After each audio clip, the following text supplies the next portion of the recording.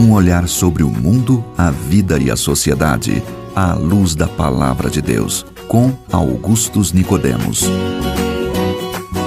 Estamos de volta em mais uma edição do nosso programa Em Poucas Palavras. Que bom contar com a sua audiência.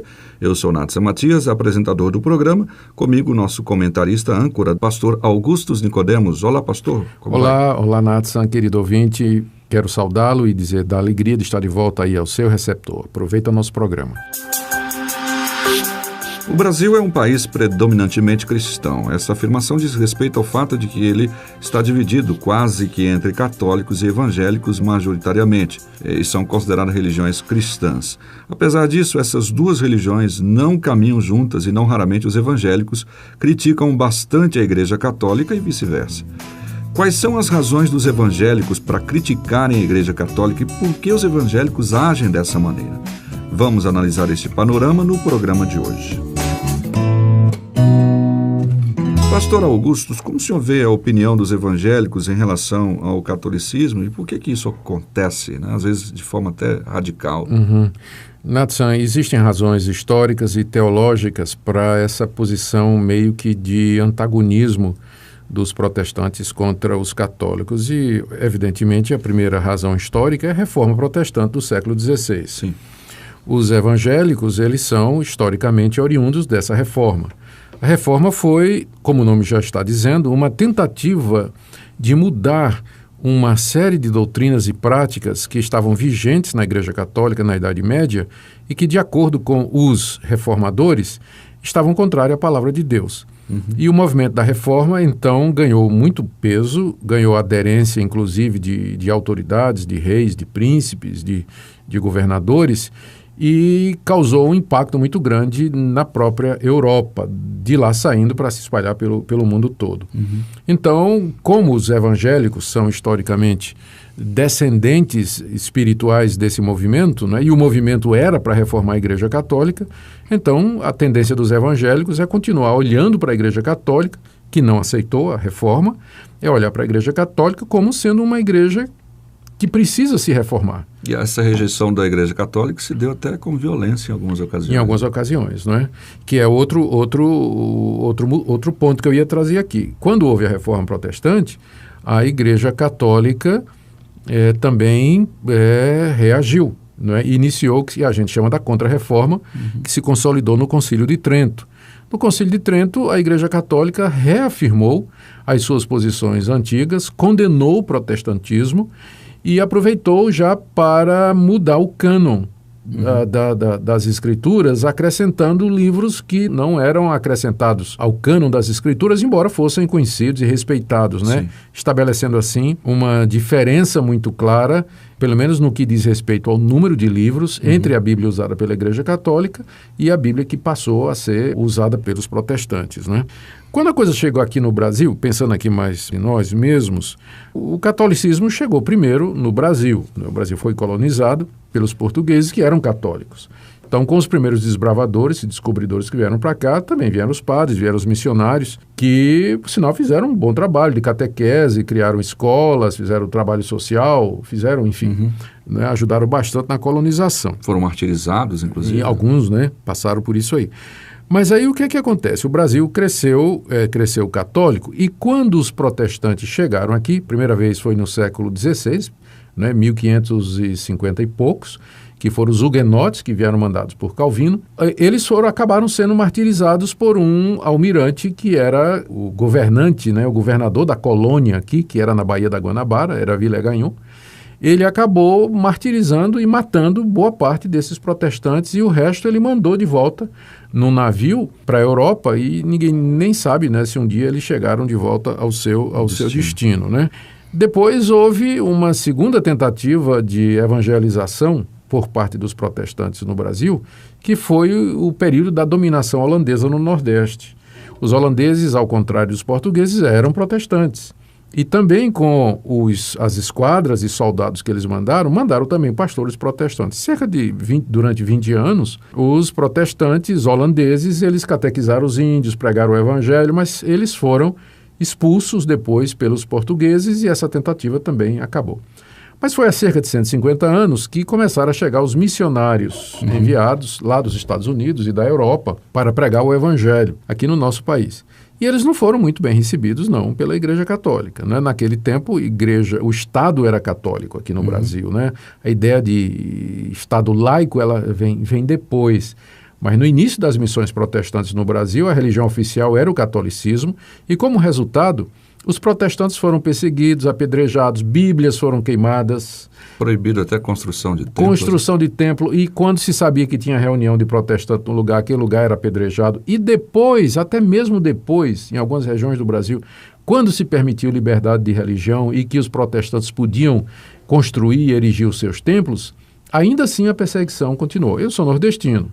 E lá no Pernambuco, toda aquela região, Rio Grande do Norte, Paraíba, é conhecida, por exemplo, a figura do famoso Frei Damião, perseguidor de protestantes, que queimou bíblias, perseguiu protestantes, organizou perseguição, o apedrejamento de templos, e, enfim, não é, o que podia ser feito. E isso muito tempo depois de já ter sido decretada a liberdade religiosa.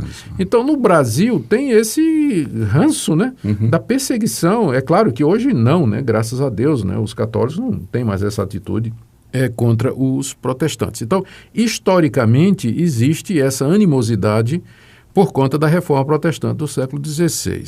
E a Igreja Católica, e aqui é o segundo ponto, né, a razão pela qual os evangélicos continuam tendo essa atitude crítica na Igreja Católica, é que ela não mudou, apesar da reforma protestante, apesar dos gritos de alerta de Martinho Lutero, Calvino, Zwinglio, Melanchthon e tantos outros, todos eles vindos da Igreja Católica, mas a Igreja Católica não mudou os seus dogmas, ela continua com os mesmos dogmas da época da Reforma, tipo assim, a veneração de imagens, a adoração ou culto à Virgem Maria, que embora seja dito que não é exatamente culto, mas no fim acaba sendo mesmo, a mediação dos santos, a doutrina do purgatório, o colocar a tradição oral da Igreja em pé de igualdade com as Escrituras, a Palavra de Deus, a infalibilidade do Papa, a ideia de que o Papa é o chefe da cristandade, representante de Cristo aqui nesse mundo, a ideia dos sacramentos, né? São 7 sacramentos da Igreja Católica e eles funcionam como espécie de meios pelo qual a salvação é concedida e é garantida.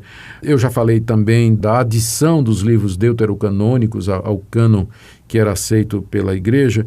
Então, estas coisas não... das boas obras. As boas obras que elas acabam entrando sinergisticamente, não é? Quer dizer, a Igreja Católica vai negar que a salvação é pelas obras, mas ela vai dizer que o crente coopera com a salvação por meio das obras que ele pratica e também pela adesão aos sacramentos da Igreja, ir à missa, se confessar, extrema-unção, por aí vai. Então, por conta disso, os protestantes, eles continuam olhando para a Igreja Católica como sendo uma igreja que precisa se emendar. Ela precisa abrir mão das suas imagens, ela precisa renunciar à sua teoria que a salvação está ligada à igreja e aos sacramentos, né? A ideia de que o padre ele pode perdoar pecados no confessionário, a ideia de que na missa o pão e o vinho se transformam no corpo de Cristo. Repetindo o sacrifício de Cristo. Repetindo o sacrifício de Cristo. Então, os evangélicos sentem que estes pontos eles são contrários à Bíblia. E uma vez que os evangélicos adotam a Bíblia e somente a Bíblia como sendo a única regra de fé e prática, eles se sentem na obrigação de dizer, olha, isso aí não está de acordo com a palavra de Deus e não pode fazer parte de uma igreja que se diz cristã. Se me permite, isso também, obviamente, não justifica a atitude de alguns evangélicos de ofender Maria, né? Não justifica. Chutar a santa, como olha, foi aquele episódio foi lamentável. A gente tem que fazer a diferença, Natsa, entre as ideias, as doutrinas e os conceitos e as pessoas. Eu tenho certeza que dentro da Igreja Católica há irmãos em Cristo, pessoas que creem em Jesus Cristo e nele somente para a salvação. E aí, se ele é realmente um crente em Jesus Cristo, ele vai sentir dificuldade com a doutrina da sua igreja, assim, né? Na parte de Maria, na parte dos anjos e outras partes também.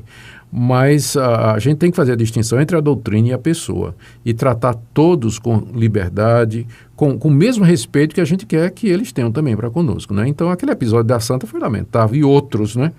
Quando é feito de maneira agressiva, o que não nos exime de continuar tendo a nossa opinião. A Igreja Católica ela precisa se reformar naqueles pontos que os reformadores disseram há 500 anos atrás e que não estão de acordo com a palavra de Deus. Os pontos da Igreja Católica não estão de acordo com a palavra de Deus. Se eu posso chamar de embate, tem que ser tendo como base as Escrituras Sagradas, a exposição da Bíblia. Isso. De forma fiel. Isso. Vamos discutir em cima da Bíblia. É o melhor, né? Pois é, então você que está nos ouvindo, nós abordamos esse tema hoje sobre muitas vezes essa dificuldade de evangélicos e católicos um contra o outro, não é? E, obviamente, nós sabemos que alguns extremos de ofensas são coisas que devem ficar no passado. E agora, você que tem um amigo católico, você deve conversar com ele à luz da palavra de Deus, pura e simplesmente. Deixar que Deus, obviamente, faz o trabalho dele com o seu Espírito Santo. A nós nos cabe pregar a palavra e, obviamente, com inteligência, com argumentos apologéticos, ensinar a verdade, o caminho que é Jesus Cristo. Nós vamos ouvir uma música e daqui a pouquinho a gente está de volta.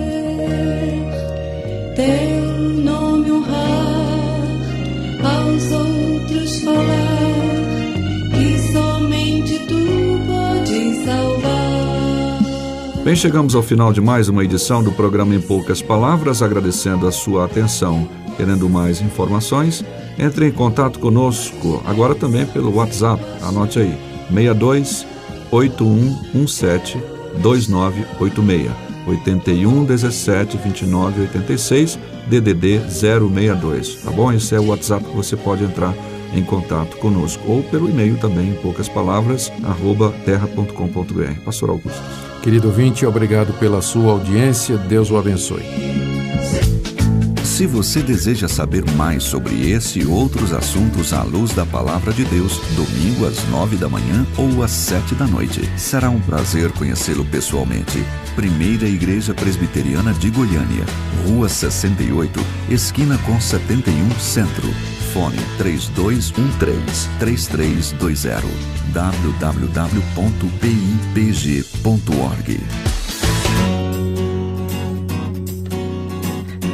Em poucas palavras,